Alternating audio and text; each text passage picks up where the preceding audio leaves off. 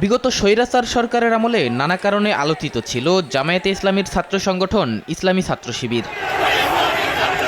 ৫ই আগস্টের পর নতুন করে সামনে এসেছে সংগঠনটির কার্যক্রম। প্রকাশ্যে আসতে থাকে শিবিরের বিভিন্ন ক্যাম্পাস কমিটি। সম্প্রতি দেশ টিভির সঙ্গে কথা বলেছেন সংগঠনটির শীর্ষ ২ নেতা। তারা জানান, শত জুলুম নির্যাতনের মধ্যেও সংগঠন শক্তভাবে টিকিয়ে রেখেছে ছাত্র শিবির। হাসিনার দুঃশাসনের আমলে মিডিয়া আমাদেরকে কোনো দিনই দেখাননি, মিডিয়াতে আমাদেরকে স্থান দেওয়া হয়নি, যার অন্যতম কারণ ছিল যে মিডিয়ার একচ্ছত্র এই ফ্যাসিস্টের নিয়ন্ত্রণ ছিল, যে কারণে মিডিয়া আমাদেরকে সেভাবে দেখায়নি। ছাত্র শিবির সবসময় ক্যাম্পাসে ছিল। শিবির কোথাও পরিচয় দিবে এই ন্যূনতম পরিবেশটুকু রাখা হয়নি। আমরা কথা বলা, রাজনীতি করা তো পরের কথা, কর্মসূচি পালন করা পরের কথা। কেন্দ্রীয় অফিস থেকে শুরু করে সারা দেশ সকল অফিসগুলো কোনোভাবে খুলতে দেওয়া হয়নি, এবং অফিস যারা ভাড়া দিয়েছে সেই বাড়ির মালিকদেরকে পর্যন্ত অ্যারেস্ট করার অসংখ্য নজির রয়েছে। তো কেমন একটা বিভীষিকাময় পরিবেশ।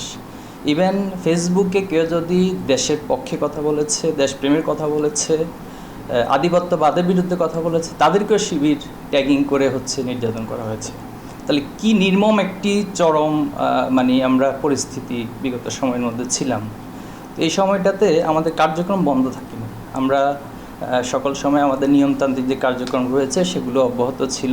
নেতারা জানান, পরিবর্তিত পরিস্থিতিতেও আদর্শিক নীতি অটুট থাকবে, তবে রাজনৈতিক কৌশলে কিছুটা পরিবর্তন আনা হবে। সময়, বাস্তবতা মানুষকে কৌশল পরিবর্তনের অনেকগুলো বিষয় শেখায়, যেটা আমরা ৫ তারিখের আগে পরে থেকে অনুধাবন করেছি যে সমাজের আসলে ছাত্ররা কী চায়। যেহেতু আমরা একটি ছাত্র সংগঠন, তো ছাত্র সমাজের পালস বোঝা, তাদের সাইকোলজি বোঝাটা আমাদের জন্য অনেক বেশি গুরুত্বপূর্ণ। তা আমরা সেটা বুঝতে পেরেছি, এবং আগের মতো করে রাজনীতির যে একটা ধারা ছিল সেখানে গুণগত পরিবর্তন, শুধুমাত্র পরিবর্তন না, বরং সময়ের বাস্তবতার আলোকে সেখানে গুণগত পরিবর্তনটাই ছাত্র সমাজ চাচ্ছে। দলীয় পরিচয়ে কাউকে হলে সিট বরাদ্দ দেওয়া, নিঃসন্দেহে এটি একটা সময় হয়েছে, কিন্তু এখন সেটা ছাত্ররা চায় না। সেখানে হলের যে রুলস রেগুলেশন রয়েছে সে আলোকে, মেধার ভিত্তিতে এবং অন্যান্য কন্ডিশনের আলোকেই একজন ছাত্র হলে সিট বরাদ্দ পাবে। কোনো সিনিয়র জুনিয়র হিসেবে রাজনৈতিক কাজে ব্যবহার করা, এটা ছাত্র সমাজ চায় না। ছাত্র শিবিরও আসলে সেটা চাওয়ার প্রশ্নই আসে না। ছাত্র সমাজের চাওয়ার সাথে আমাদের চাওয়াগুলোকে মিলিয়ে আমরা আগামী দিনে আমাদের কার্যক্রম পরিচালনা করব। ইসলামী ছাত্র শিবির এমন একটি ছাত্র সংগঠন, যে ছাত্র সংগঠন তার কর্মপন্থা, কর্মনীতি বা পরিকল্পনা সব সময়ের জন্য আমি মনে করি যথার্থ। বৈষম্য বিরোধী ছাত্র আন্দোলনে শিবিরের সব পর্যায়ের নেতাকর্মীর সরব অংশগ্রহণ ছিল বলেও জানান তারা। আন্দোলনটা সকল ছাত্রদের অংশগ্রহণের মধ্য দিয়ে গড়ে ওঠে। এখানে সকল ধর্মের, বর্ণের, সকল ধরনের ছাত্রের অংশগ্রহণ ছিল। সেখানে ইসলামী ছাত্র শিবিরের সকল পর্যায়ের জনশক্তি আমরা আমাদের সামর্থ্যের আলোকে অংশগ্রহণ করেছি। আমাদের বার্তা একই ছিল, ফ্যাসিস্ট এই রিজিমের বিরুদ্ধে আমাদের বক্তব্য স্পষ্ট ছিল। আমরা এই রিজিমের বিরুদ্ধে অবস্থান নিয়েছি। আমাদের দলীয় কোনো ব্যানার ছিল না। আমি আন্দোলন চলাকালীনও আমাদের নেতাকর্মীদেরকে এই মেসেজ দিয়েছি যে ভাই, আমরা এখানে দলীয় কোনো পরিচয়, দলীয় কোনো ব্যানার নিয়ে অংশগ্রহণ করব না।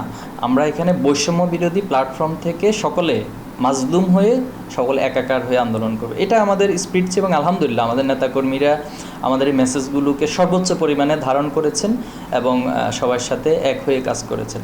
আর হাসিনা সরকারের আমলে ছাত্র শিবির তথ্য সন্ত্রাসের শিকার হয়েছে বলে মন্তব্য করেছেন জামায়াতের আমির ডাক্তার শফিকুর রহমান। শিবির নিয়ে যে ভীতি ছড়ানো হয় এগুলো সম্পূর্ণ উদ্দেশ্যমূলক। একবার ইত্তেফাক পত্রিকা, আমি নাম ধরেই বলল যে এতজন লোকের রক কেটেছে রাজশাহী বিশ্ববিদ্যালয় ইসলামী ছাত্র শিবির। শিবিরের পক্ষ থেকে চ্যালেঞ্জ দেওয়া হলো যে একজনকে রক কাটা লোক আমাদের সামনে হাজির করেন। সেই চ্যালেঞ্জ কিন্তু কেউ গ্রহণ করেনি। তো এগুলা ছিল কাল্পনিক তথ্য সন্ত্রাস। আমরা তথ্য সন্ত্রাসের শিকার বারবার হয়েছি, তবে আমরা এটার জন্য অত বেশি উদ্বিগ্ন না।